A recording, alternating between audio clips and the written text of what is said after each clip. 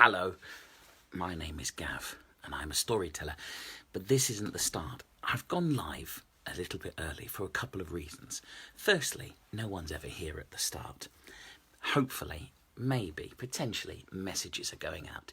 Secondly, these are for the viewers that watch back, because I'll be popping this on Facebook and on YouTube. YouTube, I haven't abandoned you.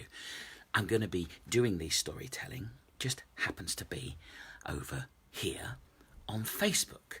I will post these videos onto YouTube, but YouTube, I don't have the technology to stream well. I don't know how young people can do this and afford these things. That's because I am an artist and by its very nature, poor. So I've gone live a little bit early. We'll start properly at 3 o'clock. But it's nice to be here. If you're going to sit for the storytelling, you've still got time to get yourself a cup of tea or a glass of squash, or treat yourself to a biscuit.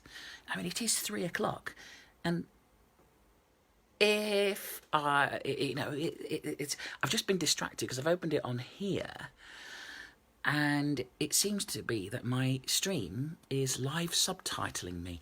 This is the future. This is the future, everybody. I'm being live subtitled. Now, if you can see me and hear me, let me know. Is it clear? As I say, I can't do anything about this face, but it'd be nice to know if I can be heard. I've got a story to tell you, and it's a story that I've been told. I'll go over that in a minute. And then at the end of the storytelling, what I do are shout-outs. If there are people here who'd like a shout-out, now that happens at the end. You'll know the storytelling has ended because you will hear this sound or something like it. Before that sound, I might miss your comments, but after that sound, I'll definitely pick up your comments. So it's nearly 3 o'clock. It's nearly time to start. I'm just going to share this over here. I'm going to share this, more options. Let me know if everything... Yes, I am live at 30 o'clock. It is now 1 minute past 30 o'clock mark. That's not at all a problem, is it? This is a true story I'm going to tell you this afternoon. Absolutely. I would never tell lies to you. I might fib to you. Okay, so as it is 3 o'clock. Welcome. Hello. My name is Gav and I am a storyteller. That is my job. That is a real job. Hello, Gav and Dave. I'll introduce Dave properly in a minute. Loud and clear. That's amazing, because I know that you're quite some way off from me, aren't you? Over in Holland, in the Netherlands. I love storytelling. But the problem is, there's Mike. Hello. I don't have an audience. And being the show-off that you have to be, I thought, well, I need to say things. I need to say things to random strangers. And some of you are not strangers, but you are still random. And so I've been saying things into a camera on YouTube. And there's a link below. We've had some really nice time and some really nice chats with some really nice people. But we've now come over to Facebook. Now, the way that it works is I'm going to tell you a story, and then I've got a couple of little poems and rhymes to read you, and then I can do some shout-outs at the end. Now, you are commenting, which is brilliant, but I might miss your comments. That's not because I'm disinterested in you. I am, but that's something I'm working through. It's because the comment box is very small. But there'll be a point at the end when I finish a storytelling where you can say hello to me, I can give you a shout out, and we can have a chat. This story is called The King's Fiddle. Now I want to put it into place for you. All right, I want to give you a picture. I want you to imagine for a moment We are in Cork. Who knows where Cork is? Yes, in Ireland. And I'm working with a brilliant theatre company. I think they're tagged in, called Off the Ground. Amazing people that tour amazing plays for the whole family in the UK and then over to Ireland. And I went with them quite a few summers ago now. And my job was to run workshops, to introduce this piece of theatre to young people before they went and watched this play. Outdoor Shakespeare, absolutely amazing. And we toured some beautiful venues and islands. We did the islands of Cork, islands in Ireland. And we had a break on an island, on an island called Shirkin, which is just off the coast. We stayed there, and so we had a break. It was wonderful. And I had rooms. The whole cast were camping. They put me up in the pub, in the hotel. Amazing. That night, now, grown-ups or kids, it doesn't matter. When you are on an island with just two pubs and they're next to each other, what you really want is a place full of music, sound and words. And that was what this pub was. Oh, my goodness me. There was a band.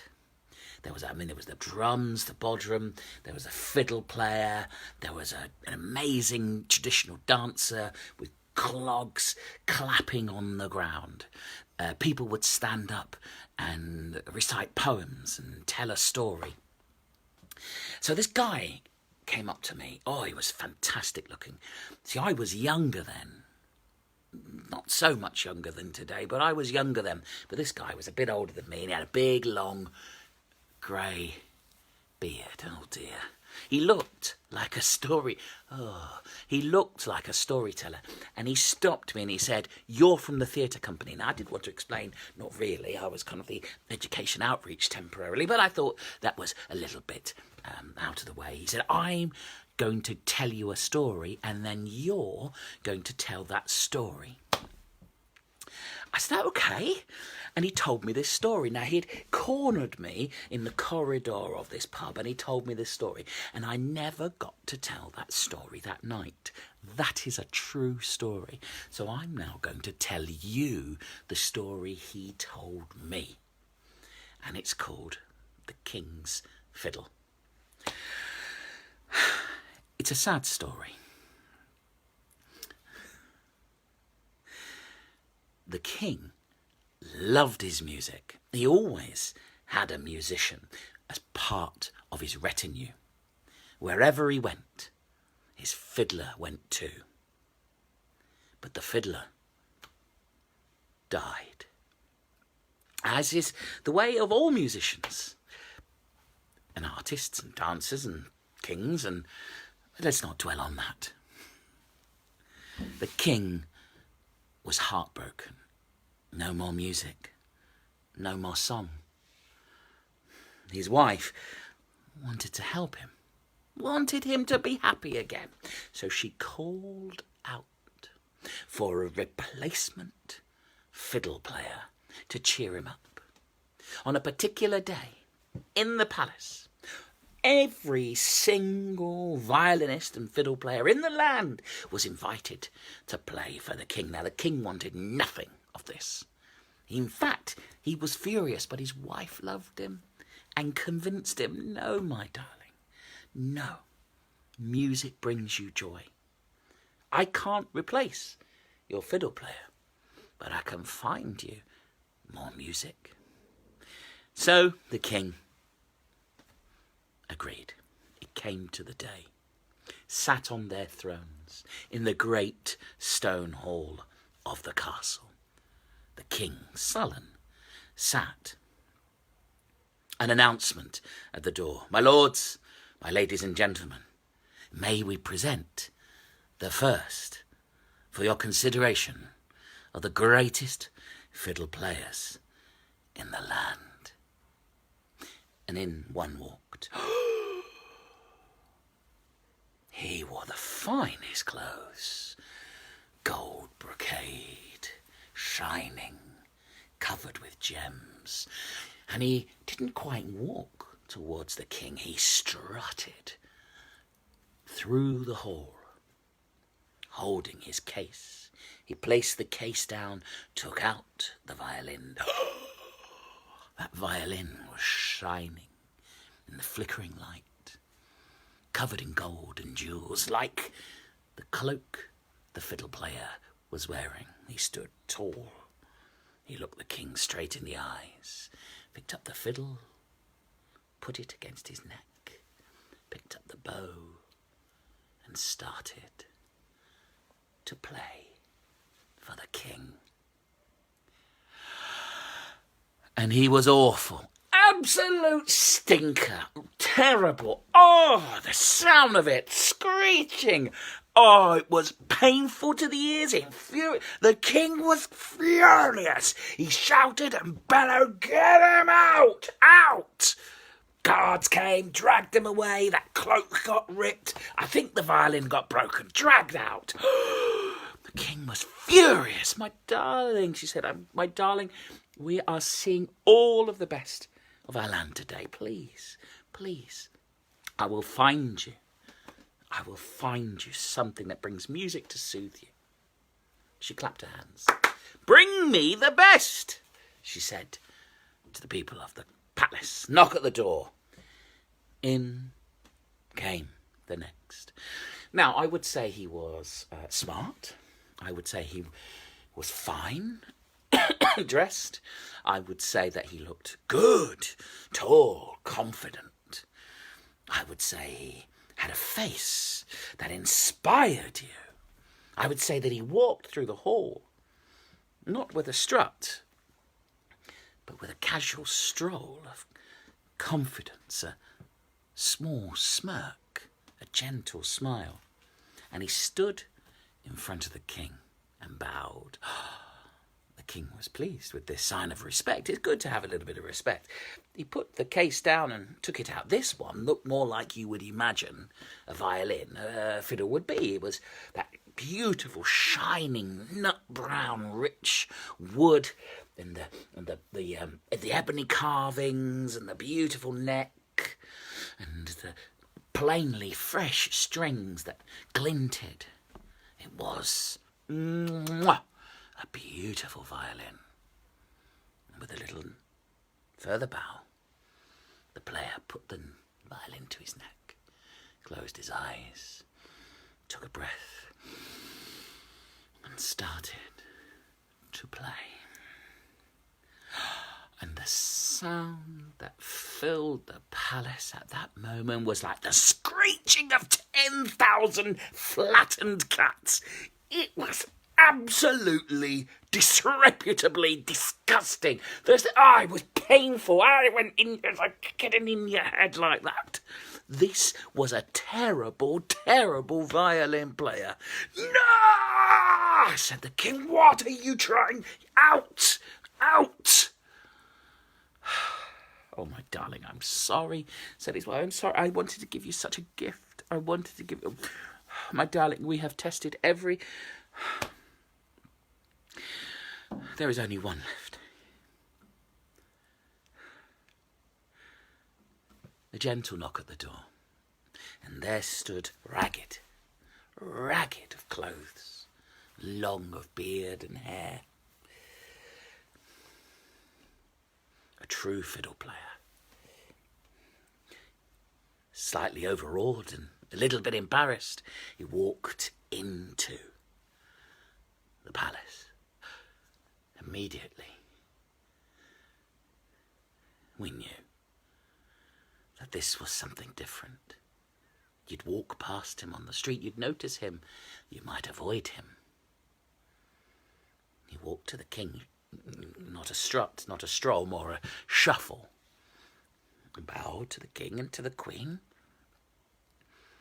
And from an inside pocket with a clang, he took out a broken fiddle. 3 strings only. The bow, most of the catgut string. I don't think it is real catgut, is it? But you know, magic comes with music. It's not about always the instrument. It's about the flow of magic. A good musician needs very little. He stood as tall as he could with his hunched back, and he tucked this fiddle into his neck, and he closed his eyes, and he breathed. And there was a silence in the room. He put the bow to the fiddle, and he started to play, and the broken, ragged, hunched, old fiddle player was by far the worst of everyone that day. The sounds he made were basically illegal. The pain he was terrible. It's like he'd never even seen a violin. He was the worst of everybody. Of course he was. Dragged out of the castle, thrown in a ditch. And that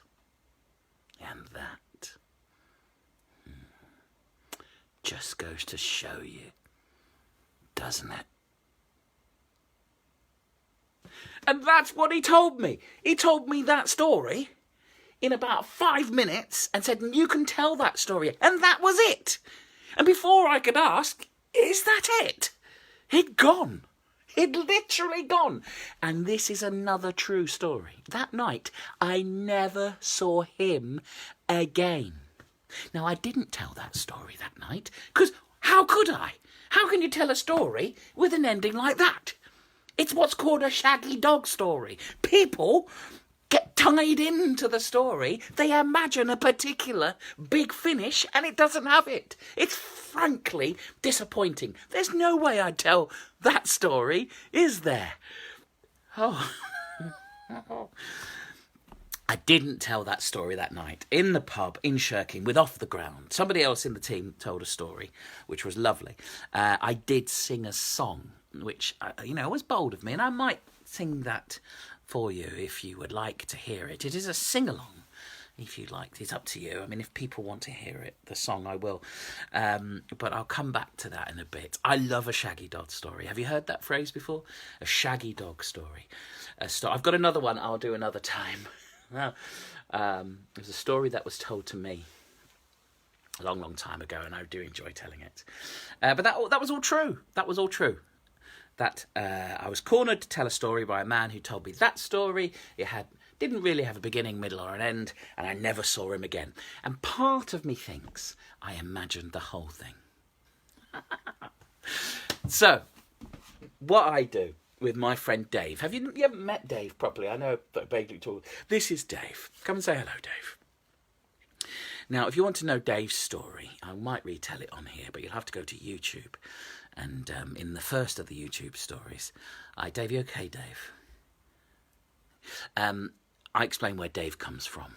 Dave's a bit shy and a bit sad, and all I offer Dave is a bit of love. Okay, don't do that at home, kids. I've washed this twice today. Dave, piece of advice about Dave. I suggest you don't look Dave straight in the eyes for longer than 10 seconds.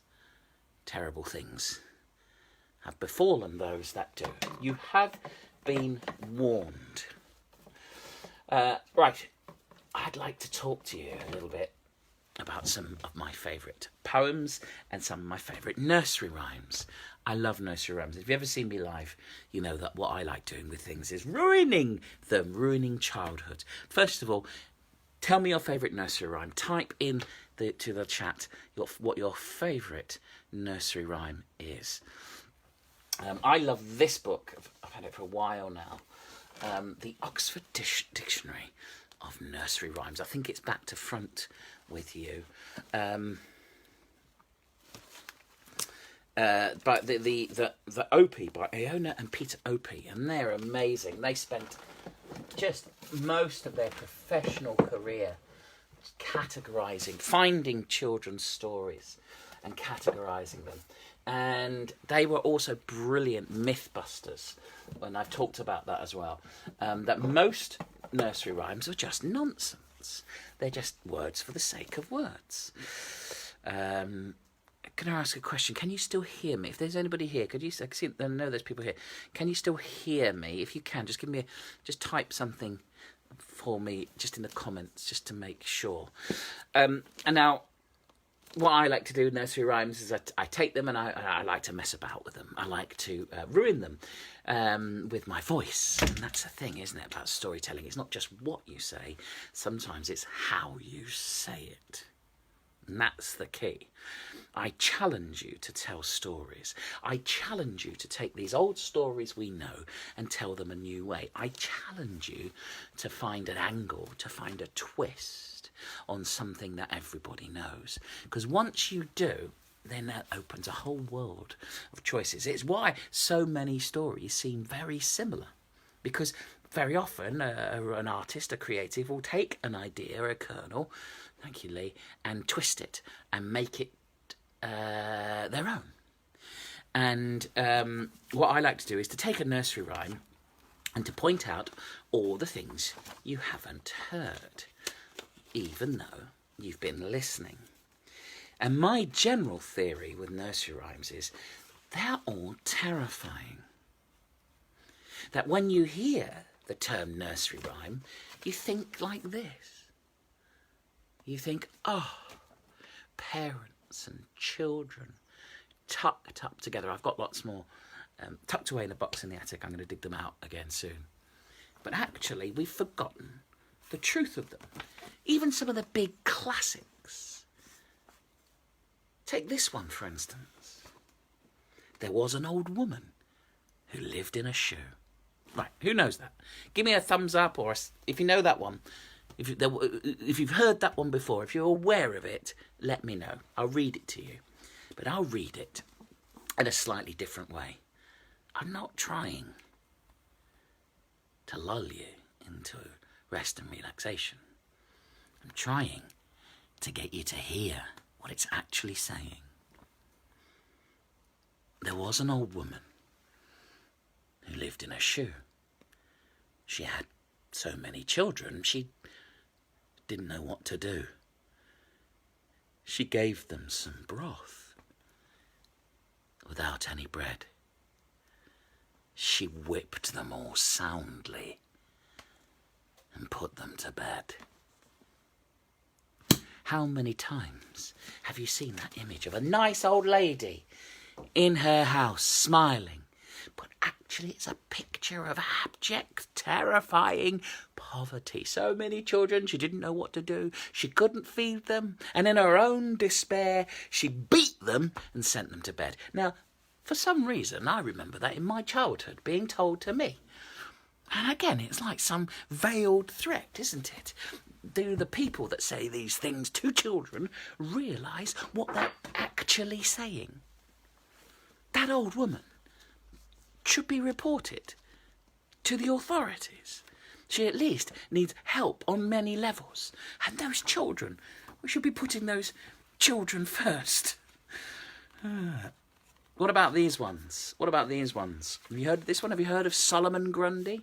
What day of the week were you born? Now this isn't, I don't think these ones are quite so well told anymore. But I remember this one myself. Solomon Grundy. Solomon Grundy. Born on a Monday. Christened on a Tuesday. Married on a Wednesday. To kill on a Thursday. Worse on Friday. Died on Saturday. Buried on Sunday. This is the end of Solomon Grundy. Across the playgrounds, I used to hear that. Across the... Isn't that a lovely thing? Isn't that a lovely thing? A little picture portrait. A little painting of a fella born, raised, dead by the end of the week. I don't know if it's a big biblical week. They're often very... but loads of these nursery rhymes that we tell you, children or grown-ups, are nasty in their delivery and nasty in their own little twists. And I've got one more for you, and then I will find a nice little silly poem to finish.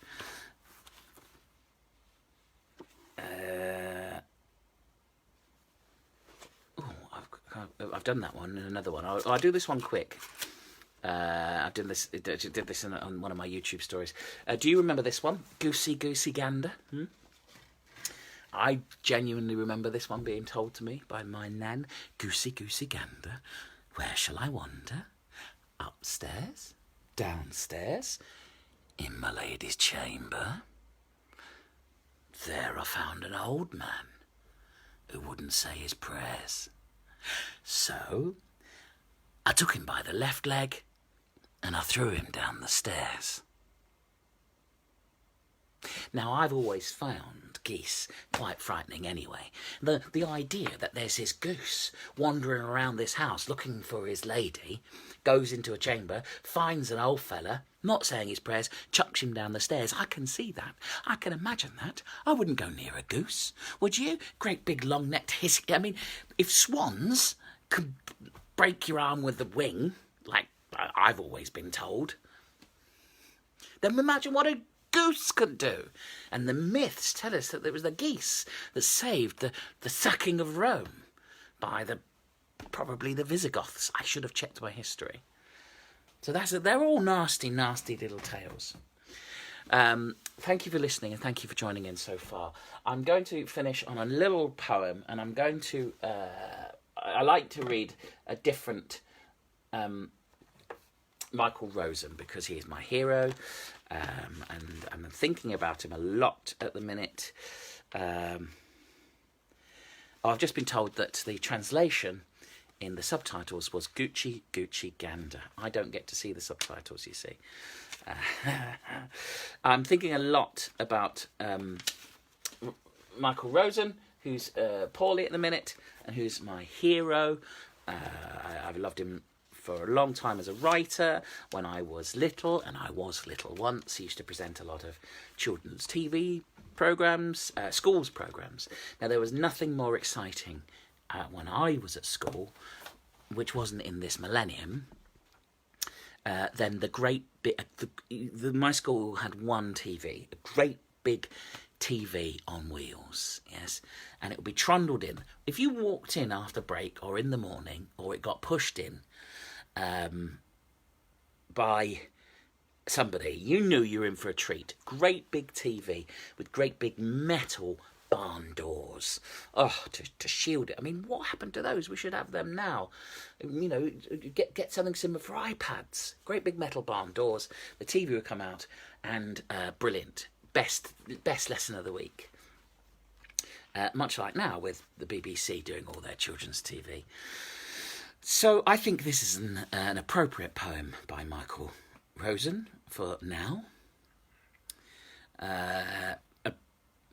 We've got, TV on Carts. I remember those from middle school. Yes, they're amazing. I love them.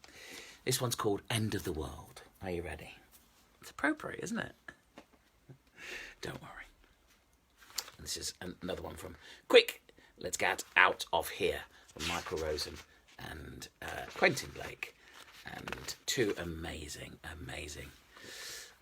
with a leather hood, Mark says, to shade it from the sun. Oh, my school had metal. Maybe your television was from the Middle Ages. I don't know. The End of the World by Michael Rosen. Sometimes it looks as if it could be the end of the world. Earthquakes, volcanoes, hurricanes, floods. Sometimes it's lightning at night and there's thunder in your ears. It could be the end of the world. Sometimes you hear small boys and girls howling, "I've dropped my lolly!" Or, "He's got my sweets!" And Mum or Dad say to them, "It's not the end of the world, you know." They think it is. And that was The End of the World by the absolutely adorable Michael Rosen, and best wishes to him at the minute. I've enjoyed telling you my story. I've enjoyed reading you those rhymes. And as is traditional, what I do with my storytelling is at the end, I make a little sound. I've stolen that from a brilliant podcast called The Comedian's Comedian. That's the end of the storytelling. You don't have to stay. But if you want a shout out, if you want to say something, you want to tell me something, that's when I'll definitely see it. So thank you for joining in. I'll be back next Tuesday here on Facebook, though I will pop this video on YouTube as well. I'm very grateful for your time. I'm very grateful for your input. And if you're watching this back, thank you for finding me. Bye-bye. There you go. There you go. That's the end. I don't know who's here, but if anybody wants a quick shout out, wants to say hello, if that has inspired you to think of a particular poem or a story that you like or love, you want to tell me about, I'm here for a couple of minutes more. Thank you for those of you who have joined in. Thank you for those of you who have been here, and thank you those of you that have liked and shared this. I really value that. As I say, I don't know if this is playing because the message I get on my laptop is we're having trouble playing this video. So I know some of you have been seeing things, but I've got no idea if anybody else has. But we plough on, relentless. I'm going to go in a minute. There's normally a delay, so if I miss your message, I will reply afterwards. You might be typing something, you might send it, or you might send it afterwards. I know sometimes I get messages from people who've watched them back and they think it's live. If I see those messages, I will reply. Right. Oh, I can see it now. I'm going to test the subtitles. I'm going to test this live subtitling. Are you ready? Facebook Live. Can you cope with this word? Supercalifragilisticexpialidocious. So we'll see if the live subtitling does. Well, Lee was here. Great stuff. Thank you. It's nice to know I've got friends all over the place. Supercalifragilisticexpialidocious. So there we go. Have a good afternoon. You take care. Look after yourself. Read some stories. Bye-bye.